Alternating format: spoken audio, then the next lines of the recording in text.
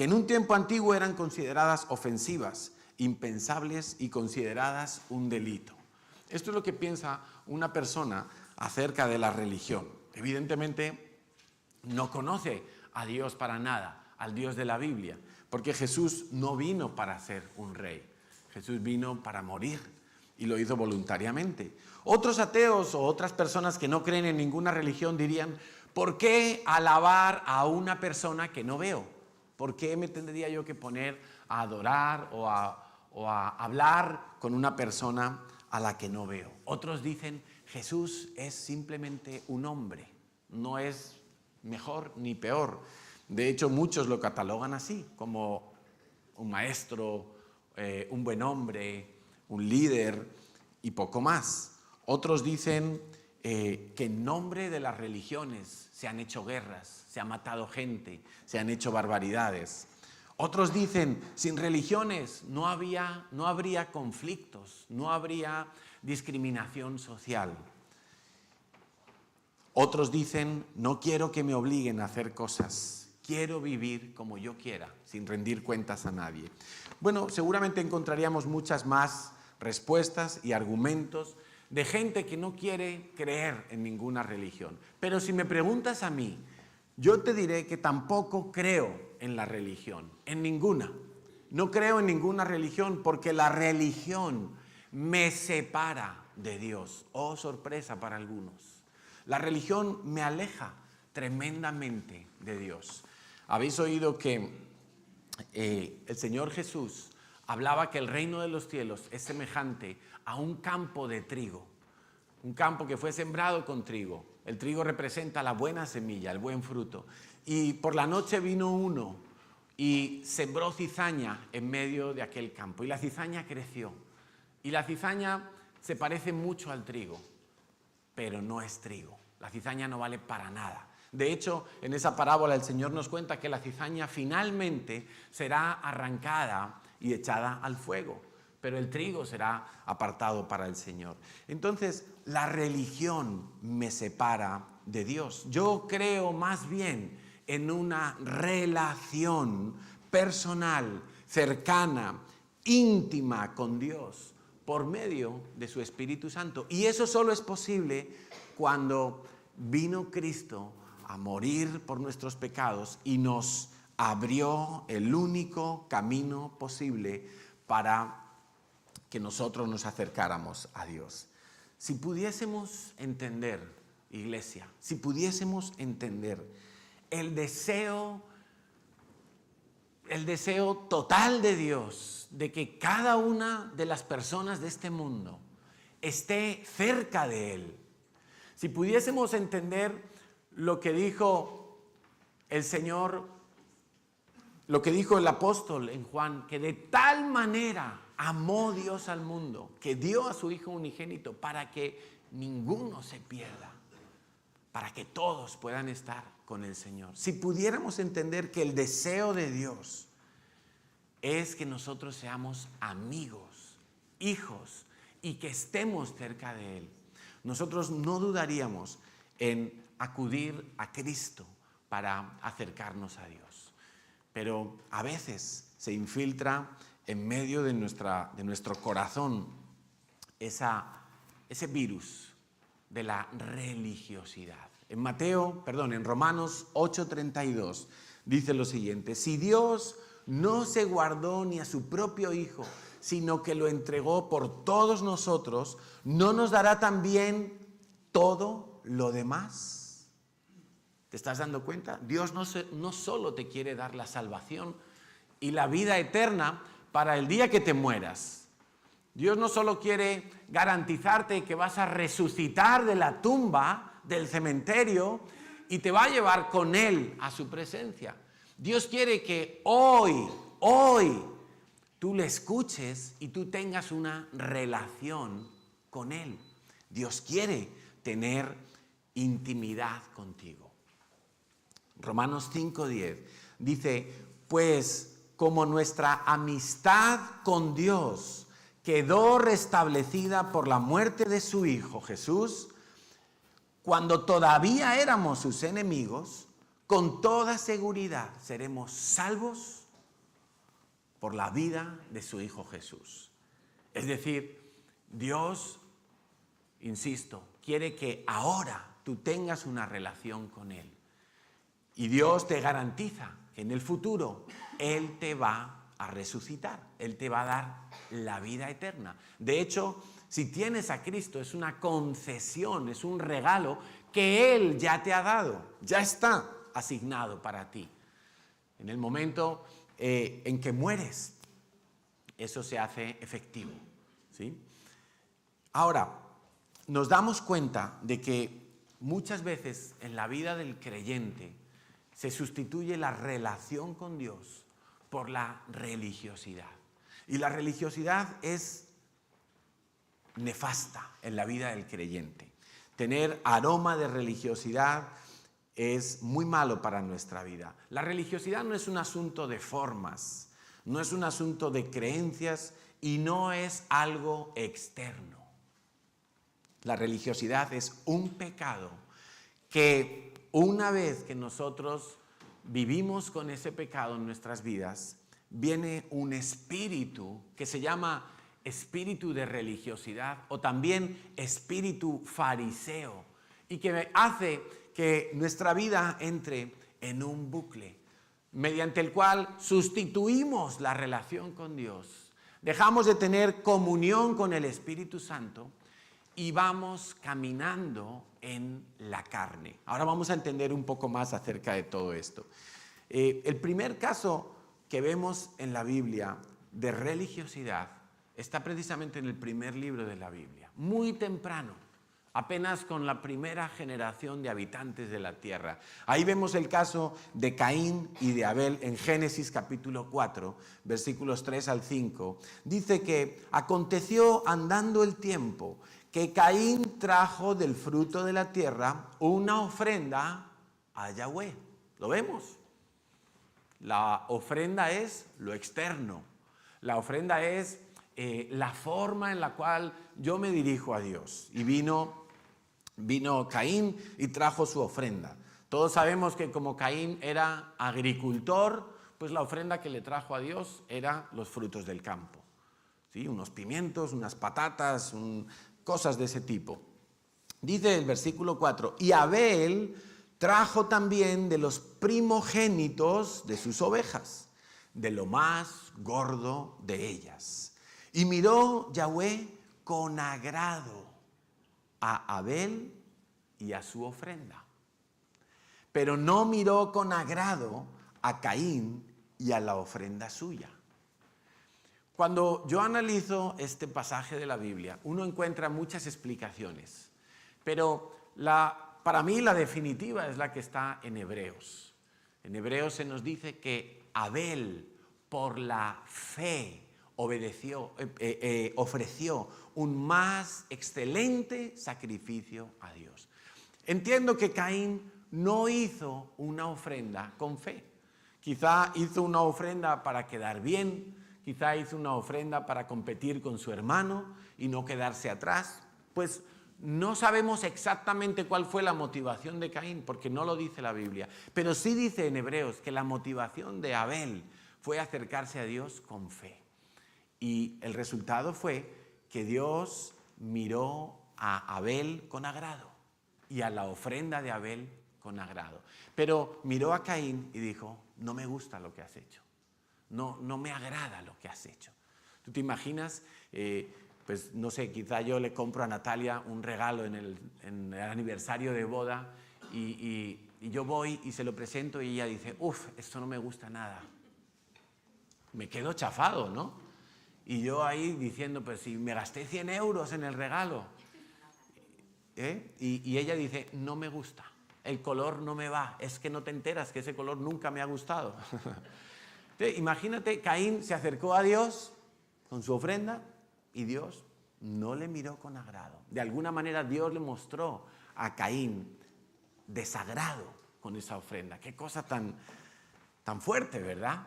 Hacer algo para Dios, pero encontrar que Dios te lo rechaza, te devuelve el paquete. No lo quiero.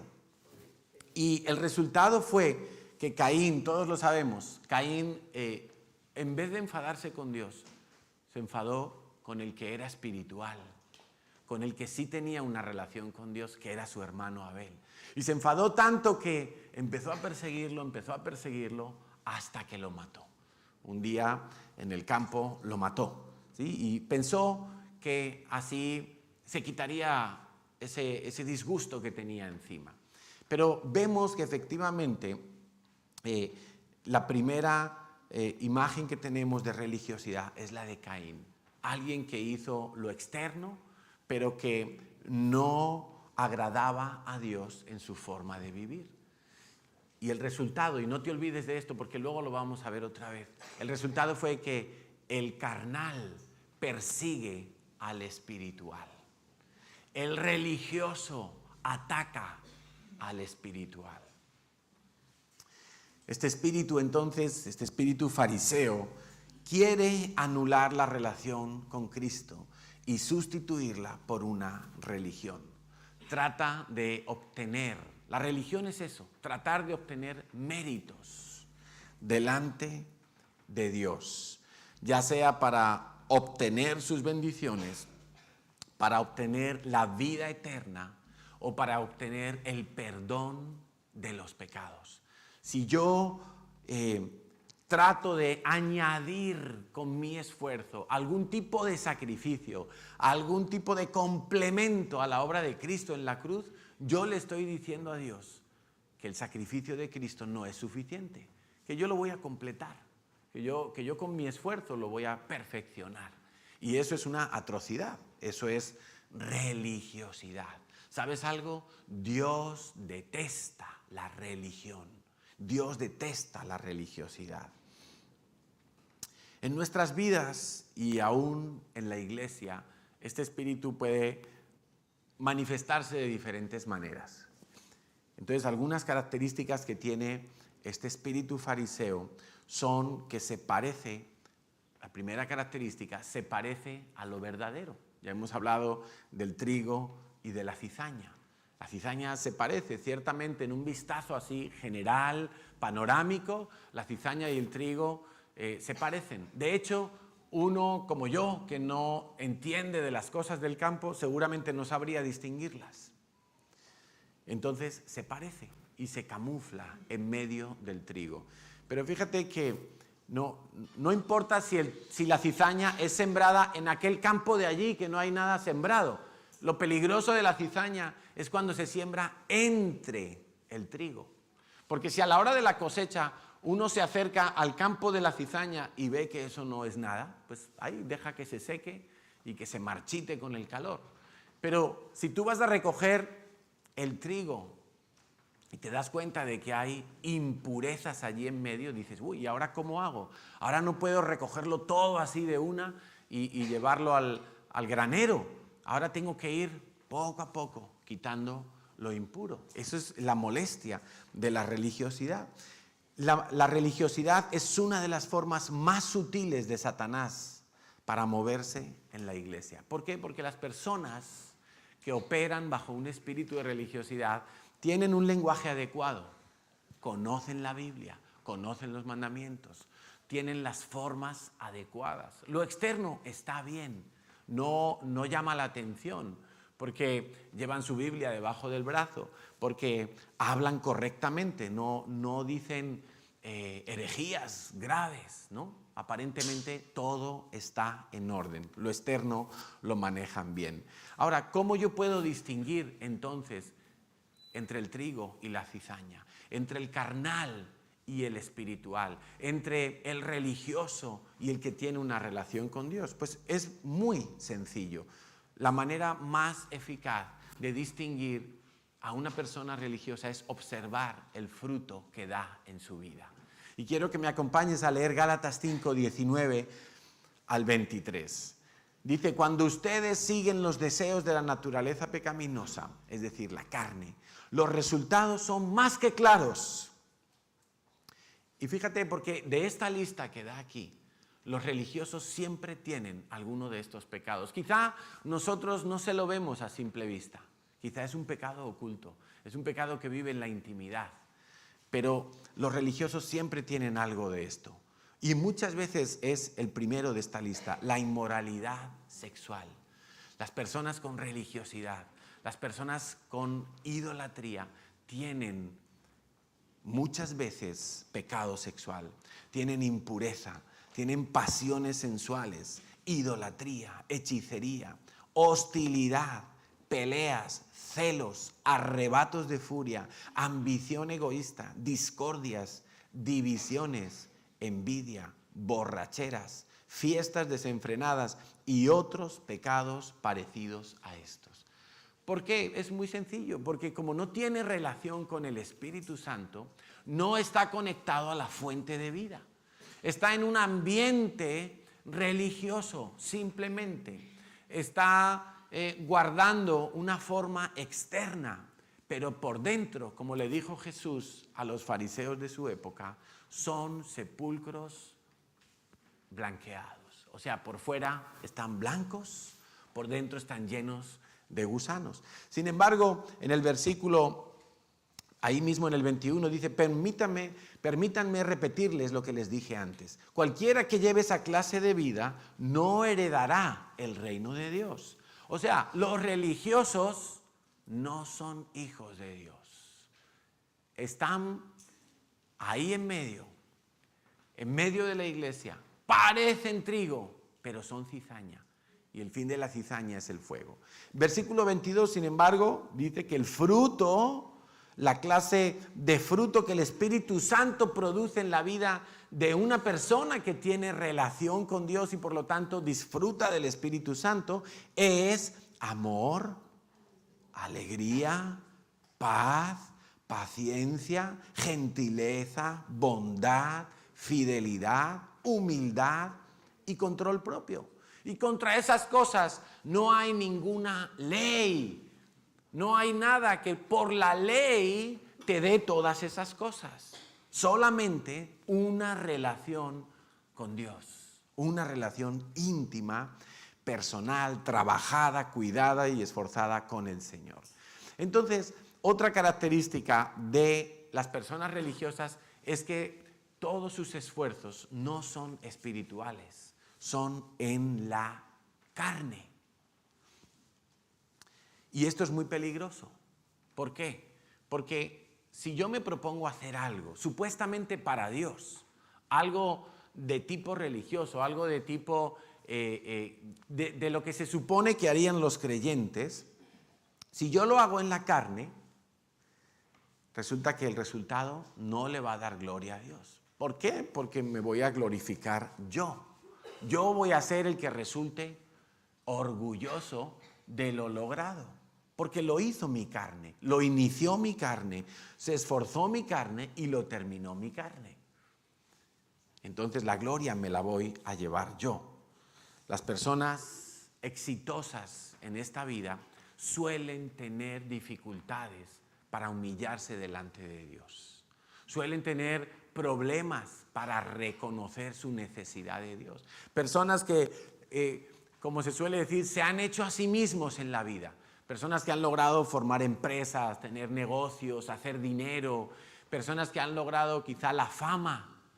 Personas de ese tipo suelen tener dificultades. Porque como en la carne lograron todas esas cosas, y ciertamente uno en la carne puede lograr muchas cosas. Uno en la carne puede sacar títulos universitarios, puede ser una persona emprendedora, puede hacer negocios impresionantes, puede hacer fortunas incluso, porque es que Dios le dio al hombre tantas capacidades, pero si esas capacidades no están rendidas a Dios, la persona se vuelve orgullosa, confía en sus logros, confía en sus capacidades y cree que eso es todo en la vida. La persona en esas condiciones va a decir, si yo he podido hacer todo esto, yo podré hacer cualquier cosa. Yo no necesito a Dios. En Gálatas 5:17 nos dice que el deseo de la carne es contra el del espíritu. Y el del espíritu es contra la carne. Y estos se oponen entre sí para que no hagáis lo que quisierais. Cuando tú vas a orar, tu espíritu quiere orar, pero la carne dice, no, enciende el televisor. La carne dice, no, vamos al centro comercial a dar un paseo, a mirar escaparates. La carne dice cualquier cantidad de cosas porque tiene otros deseos y son contrarios a los deseos del Espíritu. Se oponen, son irreconciliables. Jamás alguien movido por la carne podrá agradar a Dios, jamás. Gálatas 3, del 1 al 3, dice: ¡ay, Gálatas tontos! ¿Quién los ha hechizado? Pues el significado de la muerte de Jesucristo se les explicó con tanta claridad como si lo hubieran visto morir en la cruz. Se les explicó la doctrina de Cristo, el evangelio de Cristo. Déjenme hacerles una pregunta. ¿Recibieron el Espíritu Santo por obedecer la ley de Moisés? ¿Alguien puede decir en esta sala que por haber honrado a sus padres, que es un mandamiento, ha recibido el Espíritu de Dios? ¿Alguien puede decir aquí que por no haber mentido y haber sido una persona veraz todos los días de su vida, por eso ha recibido el Espíritu de Dios? ¿Alguien puede decir que por no adulterar ha recibido el Espíritu Santo? Ninguno puede decir tal cosa, porque por esos medios no se puede recibir el Espíritu Santo. Claro que no, dice Pablo. Recibieron el Espíritu porque creyeron en el mensaje que escucharon acerca de Cristo, la promesa de Dios. ¿Será posible que sean tan tontos? Después de haber comenzado a vivir la vida cristiana en el Espíritu, ¿por qué ahora tratan de ser perfectos mediante sus propios esfuerzos? Y aquí está el peligro, iglesia. El espíritu fariseo se mete en la iglesia y trata de alejar al creyente de Dios. No lo aleja de la iglesia. El espíritu que aleja al creyente de la iglesia es el espíritu del mundo. Pero el espíritu fariseo dice, si el espíritu del mundo no logra sacar a menganito de la iglesia, entonces le vamos a enviar el espíritu fariseo. Y el espíritu fariseo hace que tú te quedes en la iglesia, pero vas anulando tu relación con Dios. Y te vuelves un religioso, seco, vacío por dentro, podrido por dentro de gusanos, pero por fuera muy buena cara. Que Dios te bendiga, hermano, en la lucha, ¿sí? Y con mi Biblia, como buen dominguero. Esta semana hablé con una persona que nos llamó del programa de la radio, con unas dudas, con unas inquietudes, y decía, yo soy un dominguero, lo reconozco, pastor, me decía. Digo, bueno, es bueno que lo reconozcas, al menos sabes dónde estás parado en este momento. Entonces, esas son algunas características del espíritu de religiosidad. Otra es que persigue y odia frontalmente lo que nace del Espíritu. Gálatas 4, 28 al 29 dice así: y ustedes, amados hermanos, son hijos de la promesa, igual que Isaac. Pero ahora son perseguidos por los que quieren que cumplan la ley, tal como Ismael, el hijo que nació del esfuerzo humano, persiguió a Isaac, el hijo que nació por el poder del Espíritu Santo. ¿Recordáis la historia de Isaac y de Ismael? Abraham no podía tener hijos, Sara no podía tener hijos. Y entonces Dios le dice a Abraham, te hago una promesa, Abraham, te voy a dar descendencia. Y tu descendencia va a ser numerosísima. A través de ese hijo que te voy a dar vas a hacer una gran nación. Pero pasaban los años, 25 años, y Sara no se quedaba embarazada. La promesa tardaba en cumplirse. Entonces Abraham dijo, yo lo voy a intentar entonces con la sierva de mi mujer. ¿Sí? Pues si es cuestión de tener un hijo, lo arreglamos. Y así lo hizo. Y nació Ismael. Pero Ismael no era el medio de Dios para cumplir esa promesa. El resultado fue que años más tarde Sara se queda embarazada, nace el otro hijo, el hijo de la promesa, Isaac. Y entonces vemos en la historia cómo Ismael persigue a Isaac. El carnal, el que ha sido fruto de la carne, del esfuerzo humano, de buscar métodos humanos, persigue al que es de la promesa de Dios, al espiritual. Y eso es lo que hace el espíritu fariseo. Carnal, entonces, no es una persona que vive una vida totalmente disoluta. Carnal es aquel que es movido por la carne. Todo lo que no es espíritu en mi vida. La carne es mis emociones. La carne es mis pasiones. La carne es las modas, los impulsos que yo tengo. Todo lo que no sea espíritu en mi vida es carne. Y todo lo que mi carne propone en cuanto a agradar a Dios será desechado por Dios. No agradará a Dios. Aquí tengo algunos ejemplos. Por ejemplo, hay quien ora a Dios. Y orar se supone que es un acto espiritual, pero tú puedes orar en la carne. ¿Te acuerdas aquellos fariseos cómo oraban? Padre, yo ayuno una vez por semana. Padre, yo doy los diezmos de todo. Padre, por lo tanto, tú me tienes que bendecir. Estaba presumiendo de todo lo que hacía. Hay quien da limosna a un pobre, pero lo hace solamente porque eso le hace sentir bien a él. No lo hace por hacer justicia. No lo hace realmente por suplir la necesidad del pobre.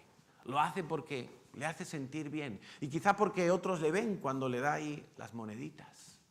O quizá lo hace porque le molesta llevar suelto en el bolsillo. Y dice, yo solo quiero billetes. Entonces le da lo suelto, ¿no? El que va a servir porque así le ayudan luego en la iglesia. Eso es una intención carnal.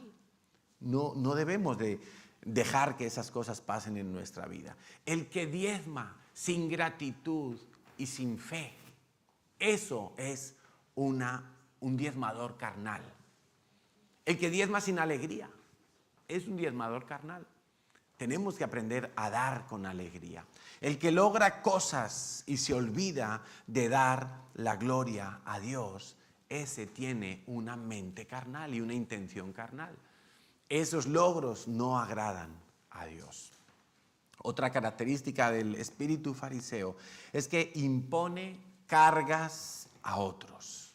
Todas estas características las podemos encontrar en el Evangelio de Mateo, en el capítulo 23, cuando Dios lanza una serie de desafíos para que se conviertan los fariseos y les dice muchas de estas cosas, ¿no?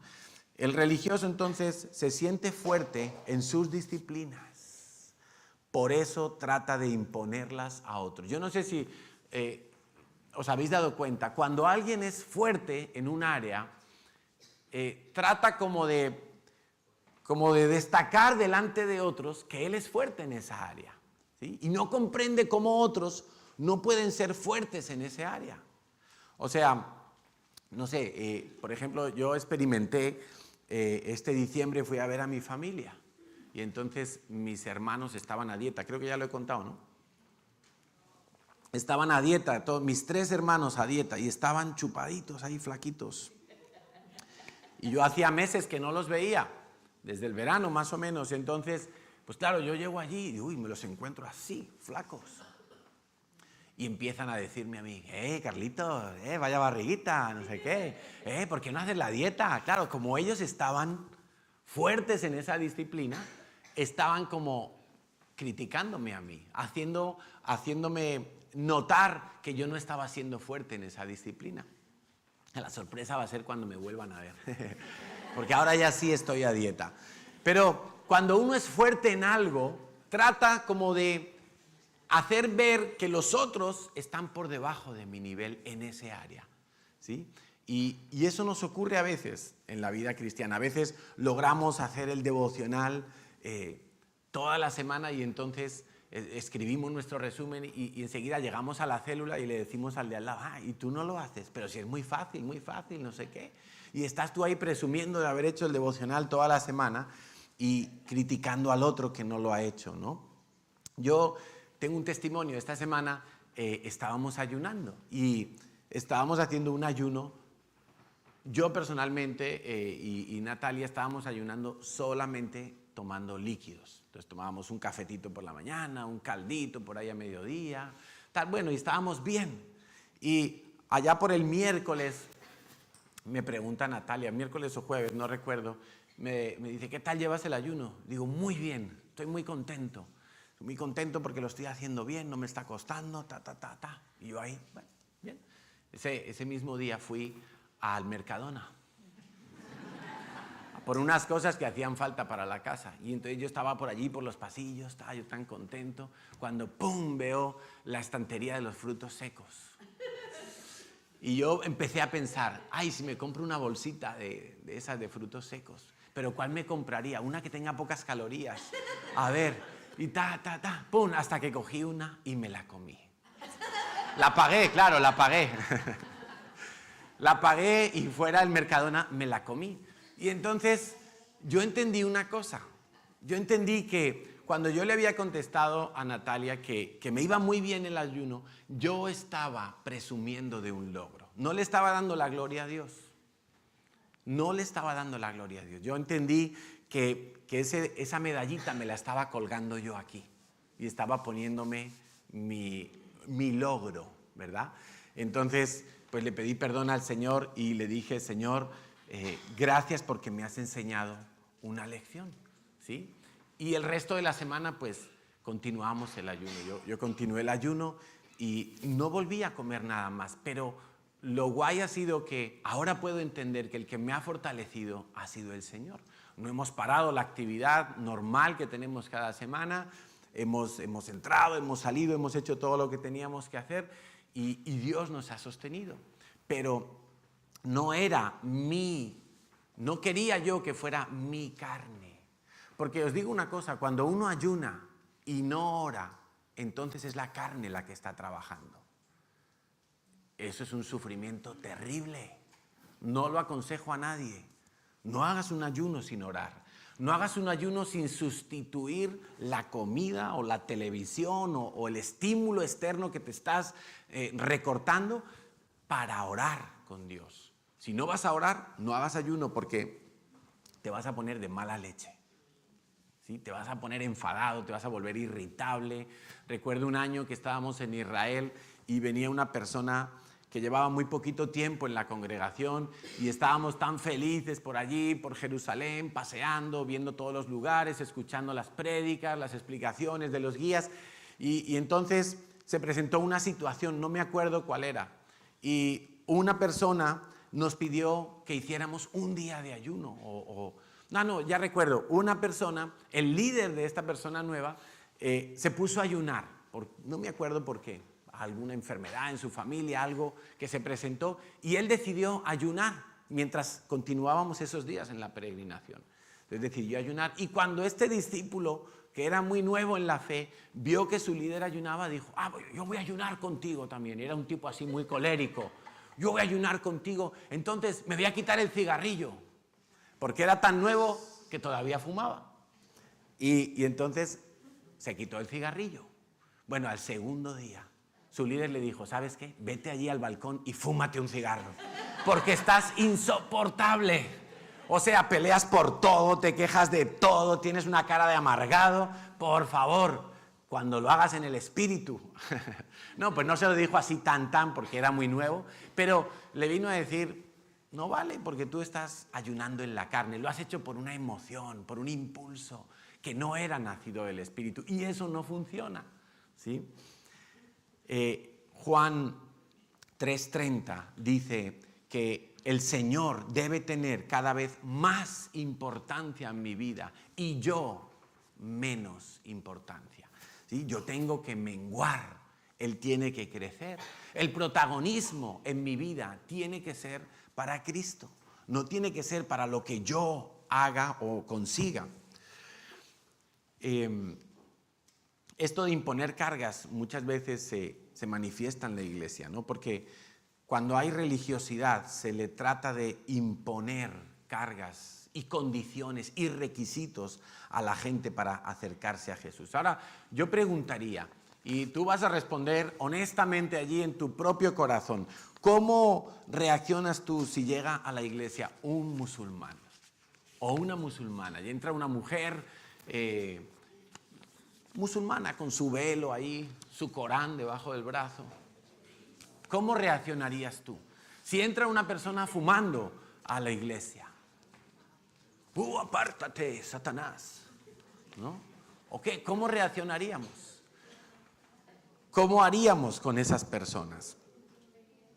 ¿Nos escandalizaríamos si entra alguien lleno de tatuajes? Ay, no, ponte manga larga, que no se vean. Tápate eso, ¿no? ¿Cómo reaccionaríamos? A veces tenemos más religiosidad de lo que parece, porque no somos abiertos, somos cerrados. Sin embargo, vemos que Jesús era una persona abierta. Jesús se sentaba a comer con toda clase de gente. Jesús se sentaba y predicaba y ministraba a toda clase de gente. Cuando nadie quería acercarse a esa prostituta, a esa mujer, que la habían pillado en adulterio, Él se acercó a ella y le dio la oportunidad de arrepentirse.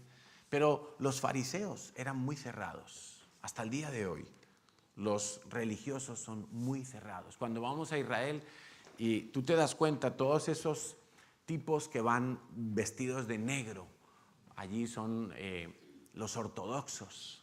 Esos son los descendientes de los fariseos. Y de verdad, son gente repelente. Son gente para nada abierta. No, son los únicos que no te reciben bien en Israel. Esas personas. Casi ninguno se deja hacer una foto, por ejemplo. ¿Sí? Son cerrados, no quieren, no aceptan. Y la mentalidad religiosa no acepta a Jesús bajo ningún concepto. Yo no quiero que nosotros como iglesia seamos personas religiosas. Dice en Mateo 23:13, ¿qué aflicción les espera a los maestros de la ley religiosa y a los fariseos? Y el Señor les llama hipócritas, pues le cierran la puerta del reino del cielo en la cara a la gente. Dice, ustedes fariseos no entrarán, ojo con esto, ustedes fariseos no entrarán ni tampoco dejan entrar a los demás. La religión cierra las puertas del cielo a la gente. Y estas son palabras mayores. La religiosidad cierra la entrada del cielo a la gente. Si yo tengo religiosidad y yo evangelizo a alguien, tú fíjate lo que estamos hablando. Porque hay algunos que se presentarán delante del Señor en aquel día, dice la Biblia, y dirán, Señor, Señor, en tu nombre evangelizamos, en tu nombre predicamos, en tu nombre hicimos muchas cosas. Y el Señor les dirá, fuera, no os conozco. Si una persona con religiosidad llega a hablar del Evangelio a otros, difícilmente esas otras personas van a plantarse en el reino de los cielos, porque nació de la carne esa iniciativa y no puede prosperar en un reino que es espiritual. Yo quisiera que la CCI fuera una iglesia libre de toda religiosidad, y para eso nosotros tenemos que limpiarnos de toda religiosidad. Otra característica es que los religiosos tienen una falsa piedad, un falso amor, porque no aman a Dios genuinamente, tampoco pueden amar al prójimo. Y quiero que entiendas esto: el que no ama al prójimo no ama a Dios. O sea, una persona que no ame a sus iguales no ama a Dios, que no te engañe. Y por otra parte, el que ama a Dios ama al prójimo. Ahora, podríamos decir que no siempre el que ama al prójimo es porque ama a Dios. Hay gente que hace el bien al prójimo, pero no ama a Dios. Lo hace con otra motivación. ¿Sí? La Biblia dice en 1 Corintios 13 que si yo vendiese todo lo que tengo y lo doy a los pobres, pero no tengo amor, de nada me sirve. Entonces, la premisa correcta es, el que ama a Dios está en condiciones, está capacitado para amar al prójimo. El que no ama al prójimo pone en evidencia que no ama a Dios. Y tenemos el ejemplo de Lucas capítulo 10, versículos 30 al 37. Jesús contó una historia ahí, dice, había un hombre judío que bajaba de Jerusalén a Jericó y fue atacado por ladrones. ¿Estamos? Le quitaron la ropa, le pegaron, le dejaron medio muerto al costado del camino y ahí quedó, tirado en el suelo. Dice que un sacerdote pasó por allí de casualidad, pero cuando vio al hombre en el suelo, cruzó al otro lado del camino y siguió de largo. Yo he hecho eso alguna vez. Ver a lo mejor a alguien con tan mal aspecto que yo como que pasé de largo. ¿Sí? Pero este no es que tuviera mal aspecto, es que este estaba herido, estaba a lo mejor hasta inconsciente. El sacerdote se quitó al otro lado y pasó de largo. Versículo 32. Un ayudante del templo, ¿sí? Un líder, pasó y lo vio allí tirado, pero también siguió de largo por el otro lado. Se cambió de acera. 33. Entonces pasó un samaritano. Un samaritano era considerado un ciudadano de segunda clase en el reino de Israel, porque los samaritanos habían sido israelitas que se habían mezclado con otros pueblos. Y dice que cuando vio al hombre, sintió compasión por él. Se le acercó, le alivió las heridas con vino y aceite de oliva y se las vendó. Luego subió al hombre en su propio burro y lo llevó hasta un alojamiento donde cuidó de él. Al día siguiente le dio 2 monedas de plata al encargado de la posada y le dijo, cuida de este hombre, si los gastos superan esta cantidad te pagaré la diferencia la próxima vez que pase por aquí. Ahora bien, y esta es la pregunta, ¿cuál de los 3 te parece que fue el prójimo del hombre atacado por los bandidos? Preguntó Jesús. El hombre contestó, el que mostró compasión. Jesús le dijo, entonces ve tú y haz lo mismo. Todo esto viene porque a Jesús le preguntaron, ¿cuál es el primer mandamiento de la Biblia? Y Jesús dijo, amarás a Dios. Y Jesús añadió, y al prójimo como a ti mismo. O sea, no me puedo quedar solo en el primer mandamiento. Me tengo que ir al segundo mandamiento también. Digamos que toda la ley se resume en esos 2 mandamientos, ¿no? Amar a Dios por sobre todas las cosas, pero también amar al prójimo. No vale decir, uy, yo amo a Dios, yo por Dios hago cualquier cosa, donde Dios me mande lo que Dios me ordene, pero al prójimo ni lo saludo. No, eso no es genuino. Amarás a Dios y amarás al prójimo. Y entonces, como el tipo quería salir airoso de ese mandamiento, le preguntó a Jesús, ¿y quién es el prójimo? Y entonces Jesús le contó esta historia, la del samaritano. El prójimo es el que está junto a ti, el que mostró compasión. ¿Sí? El sacerdote a lo mejor pensaría, tengo muchas cosas que hacer en la iglesia, no me puedo entretener. La iglesia es muy importante, tengo que ir. El levita, el ayudante, el líder diría, a lo mejor si llego tarde, el pastor no me va a dejar entrar. Entonces parecerá que soy impuntual. No, yo voy a llegar a tiempo. El samaritano simplemente tuvo compasión y se dio a sí mismo. Las personas son más importantes que los ministerios. Las personas son más importantes que los ministerios. ¿Por qué? Porque los ministerios en la iglesia están para servir y ayudar a las personas. El Señor Jesús dijo que el Sabbat había sido dado para que el hombre descanse. O sea, era más importante la persona que el Sabbat.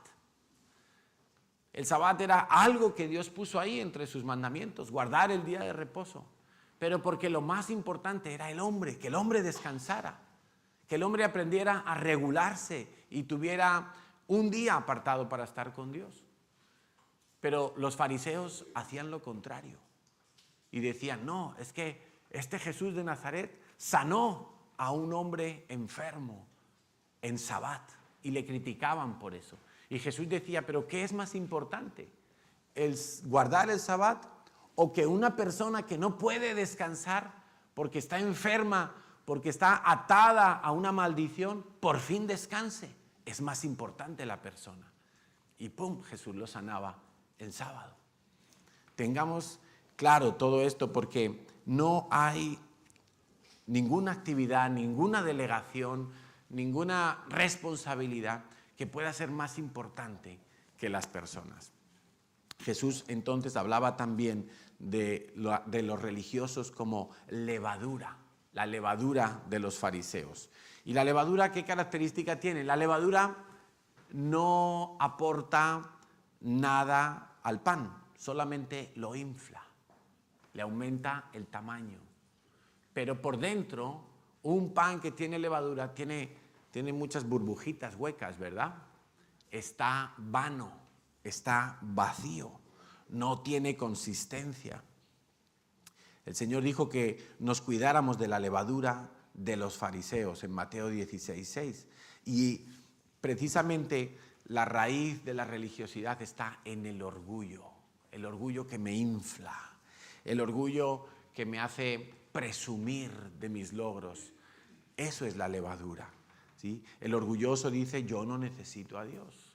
El orgulloso piensa que con sus logros se ha ganado el derecho de entrar al reino de los cielos. Se ha ganado el derecho de tener el favor de Dios. Se ha ganado el derecho de ser perdonado de sus pecados.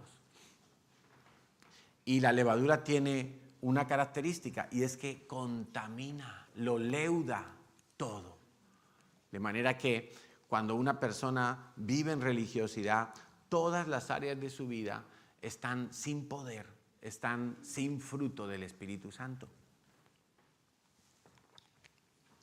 La persona bajo el espíritu de religiosidad es otra característica, no logra disfrutar de comunión con Dios.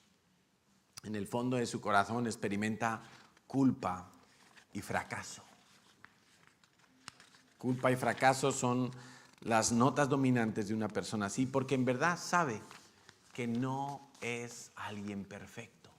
En verdad sabe que lo que ven las personas, ese caparazón externo, es perfecto, es blanco, pero por dentro no.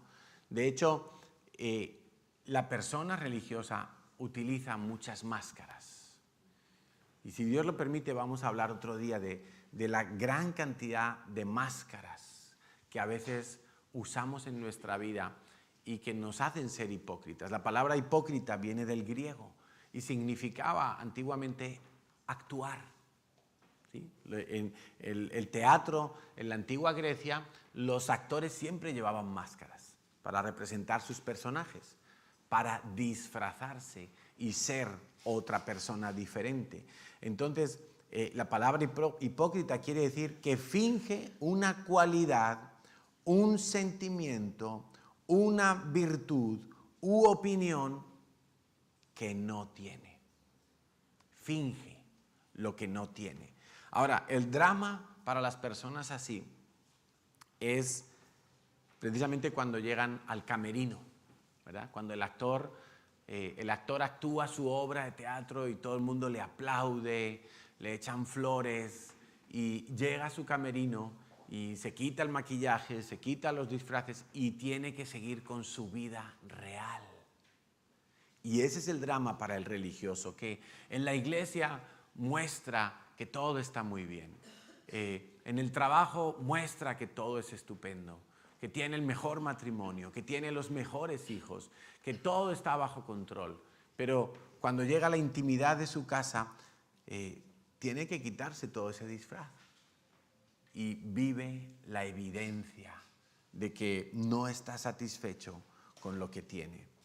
Por eso entra en una espiral de culpa, de ira, de acusación, de perseguir a los espirituales, porque en el fondo anhela tener aquellas cosas, pero el orgullo le impide humillarse delante de Dios. Entonces hay personas que en la iglesia son de una manera, pero en la intimidad son de otra. Incluso en el trabajo son de una manera, pero en su casa son de otra. Quiero que oremos y que tengamos un tiempo de oración para identificar dónde en nuestra vida hay esa levadura. Porque si yo no la quito de mi vida, va a acabar contaminándome por completo. Si yo no identifico esa cizaña y la quito, me arrepiento, esa levadura va a acabar volviéndome estéril espiritualmente hablando. No voy a poder dar fruto, no voy a poder ejercer con los dones que Dios ha puesto en mí. No voy a poder servir a Dios de manera que yo no me enorgullezca, sino que sea Dios el que se glorifique. Tengo que identificar dónde estoy viviendo una falsa fe, una fe fingida, un amor fingido, una careta que me tengo que quitar en el día de hoy. Pero recuerda una cosa, la raíz de la religiosidad es el orgullo. El orgullo es el que me lleva a ser un religioso. Los fariseos negaron a Cristo. Los fariseos mataron, si podemos decirlo así, a Cristo. No fue Israel, no fueron los judíos en general. La secta, la rama de los fariseos, fueron los que más incitaron al pueblo en contra de Jesús. Cuando la iglesia empezó a caminar después que Cristo subió a los cielos, los fariseos seguían tratando de infiltrarse en las iglesias, de contaminar la sana doctrina, de decirle a los judíos, o mejor dicho, decirle a los gentiles, a los no judíos, si no te circuncidas, por mucho que hayas recibido a Cristo en tu corazón, no podrás ir al cielo. Y empezaron a imponer normas de ese tipo, ¿no? Que si comes carne de cerdo, no podrás ir al cielo. Y claro, los gentiles decían, pero si yo he sido lavado, pero si yo... Y les empezaban a imponer cargas. Ahora, quiero darte una muy buena noticia.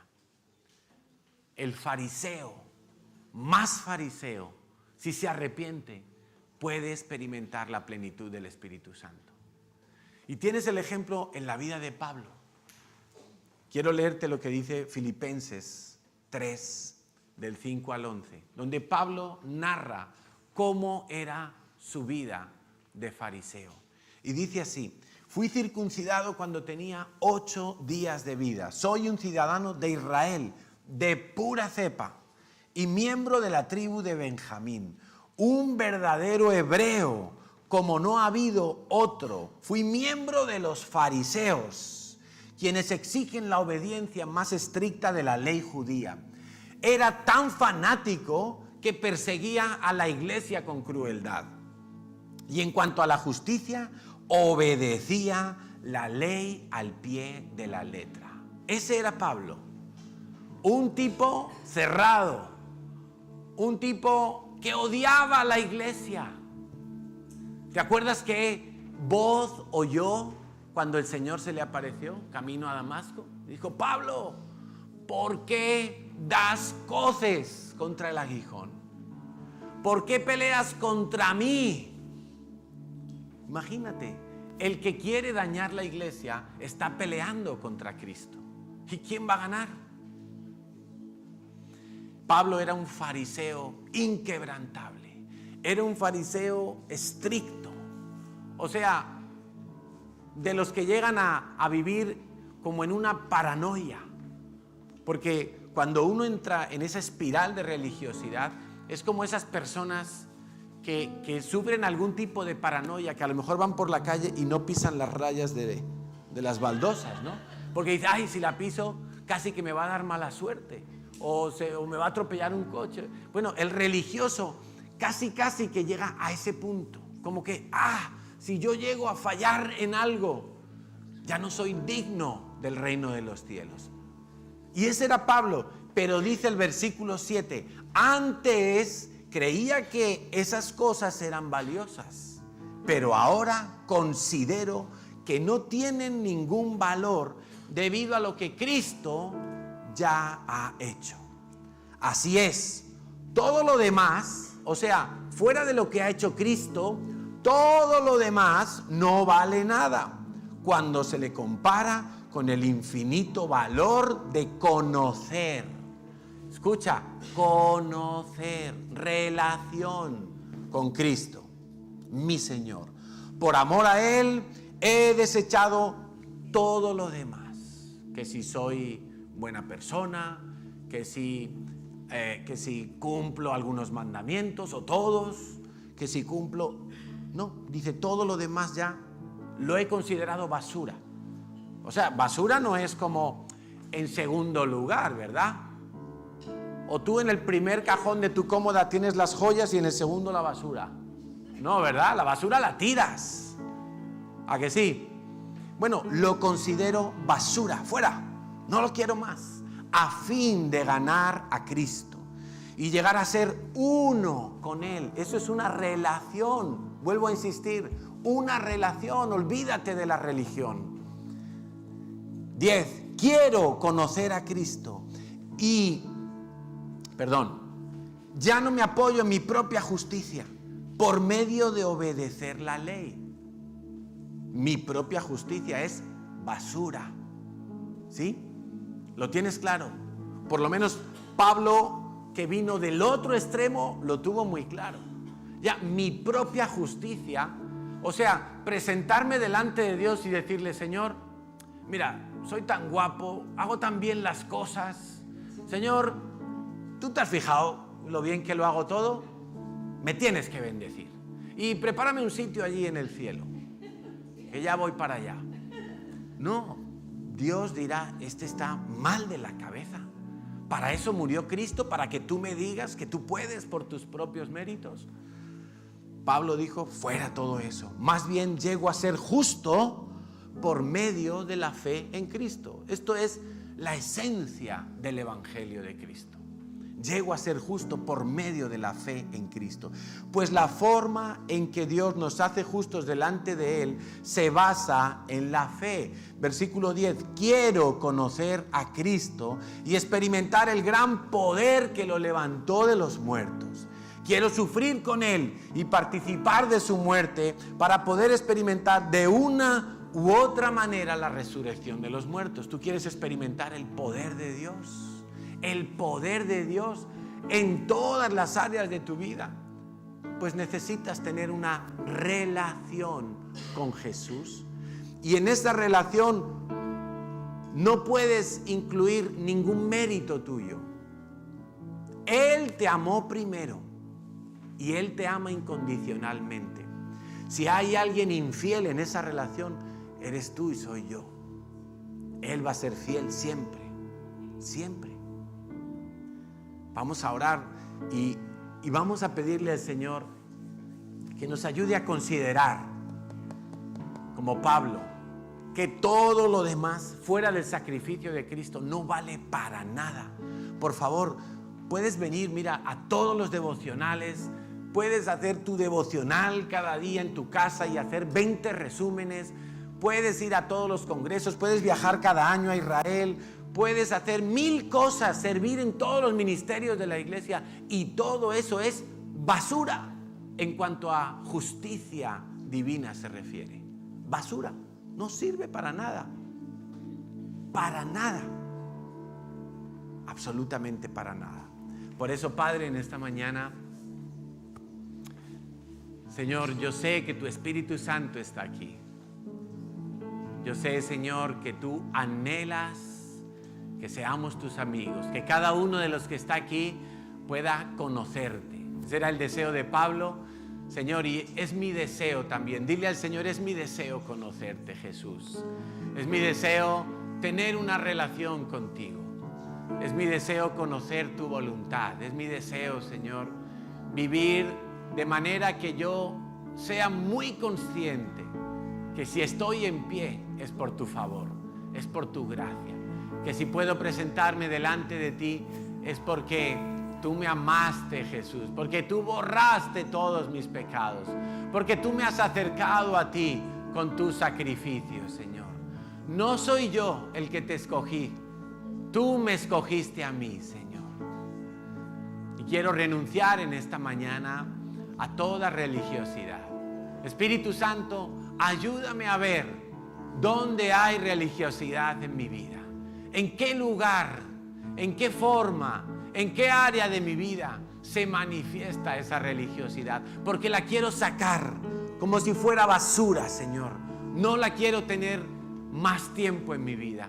Hoy te pido, Dios, que hagas masa nueva en mi corazón. Te pido, Dios, que hagas masa madre en mi corazón, Señor. Que me hagas un corazón nuevo, un corazón limpio, Señor, porque yo quiero conocerte. Hoy renuncio, Señor, a mis propios esfuerzos. Renuncio, Señor, a creer que tengo algún derecho, que tengo algún mérito. Renuncio a ser un opositor de la iglesia. Renuncio a perseguir a los espirituales. Renuncio a resistir la obra del Espíritu Santo en mi vida. Señor, y me rindo a ti. Me rindo por completo a ti, porque quiero, Señor, que tú me llenes. Quiero experimentar el poder. Hoy me encuentro, quiero experimentar el postrado me presento, tu esplendor me conquistó. Con tu paz me abrazas, me rodeas con tu gracia, tu amor me inundó. Me acerco a ti, te abro mi corazón, mi vida tuya es. ¿Qué tal si nos ponemos en pie y levantamos Ya nuestras no manos hay al temor, cielo, sin religiosidad, me rindo a ti, con me confianza, humillo ante con tu libertad. amor. Él te lo permite. Oh, oh, oh, tu amor.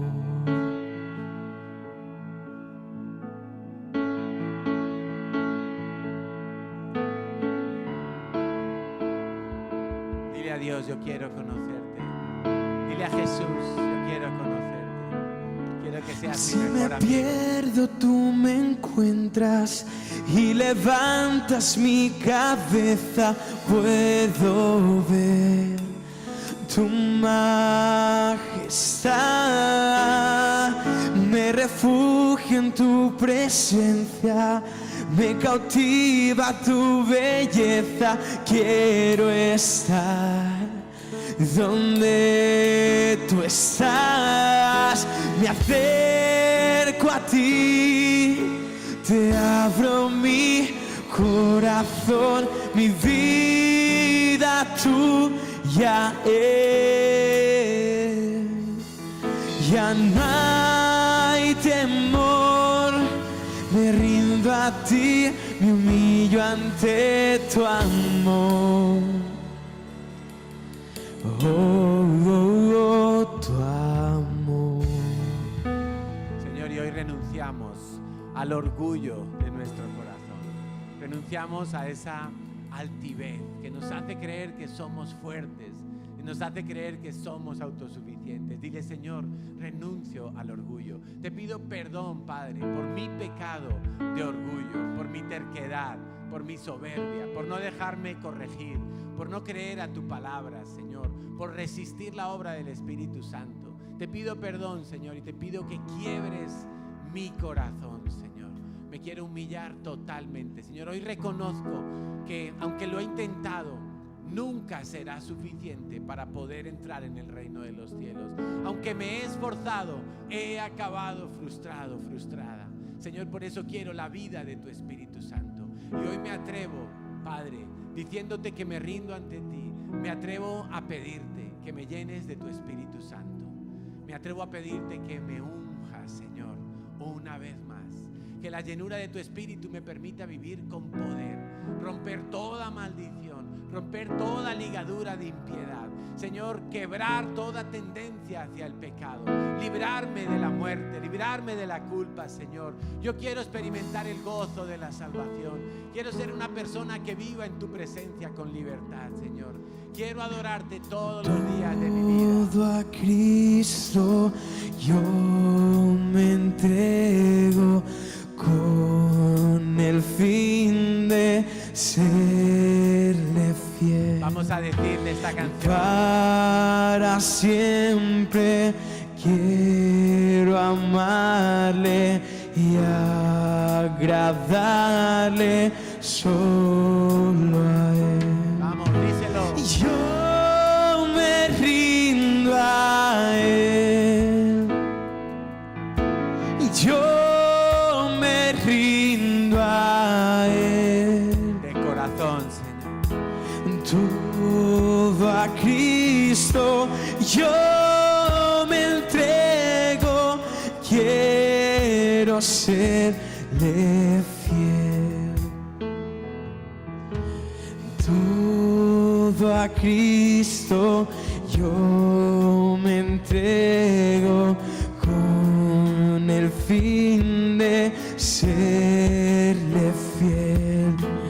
Para siempre quiero amarle y agradarle solo a él. Vamos, no te resistas. Yo me rindo a él. A tu voluntad, Señor. Yo me rindo a él. Todo a Cristo yo me entrego. Quiero serle fiel. Yo me rindo a él. Yo me rindo a él. Todo a Cristo yo me entrego.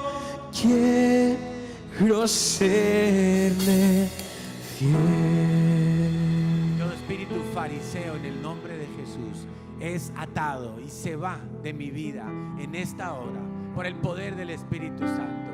Todo espíritu que impide la alabanza, todo espíritu que impide el gozo y la libertad de Cristo en nuestras vidas es atado en este momento y se va por el poder del Espíritu Santo fuera al abismo en el nombre de Jesús. Señor, y queremos declararte nuestro amor, nuestro gozo, porque tú nos has dado la vida a nosotros.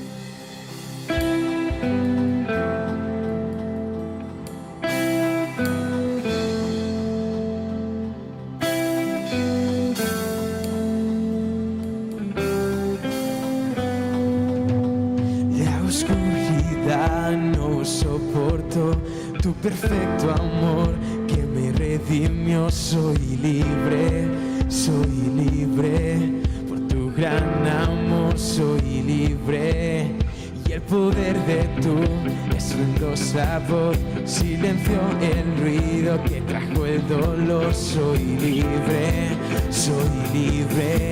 por tu gran amor. Soy libre, puedo entrar al santo lugar con tu linaje real.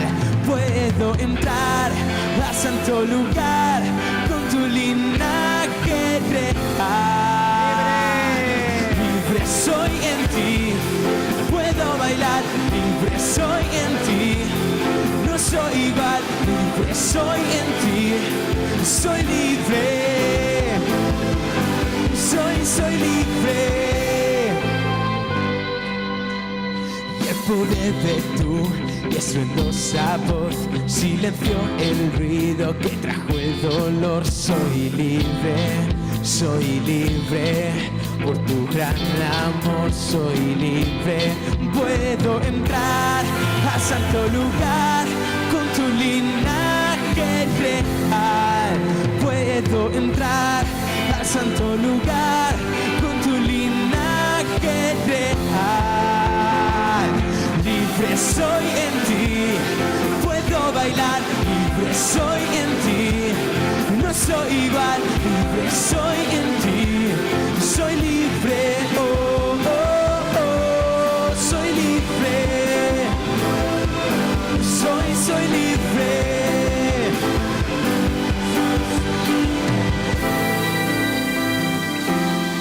Vamos a confesarlo. Vamos a confesar que Él nos perdonó. Me redimiste, santo yo soy. Me perdonaste, santo yo soy.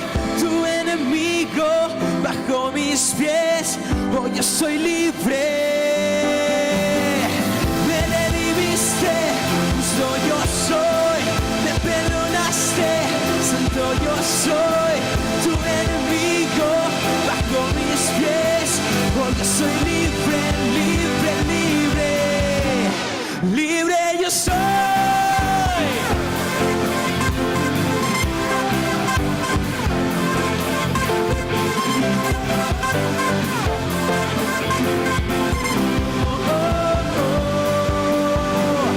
Libre soy en ti, puedo bailar, libre soy en ti, no soy igual, libre soy en ti, soy libre,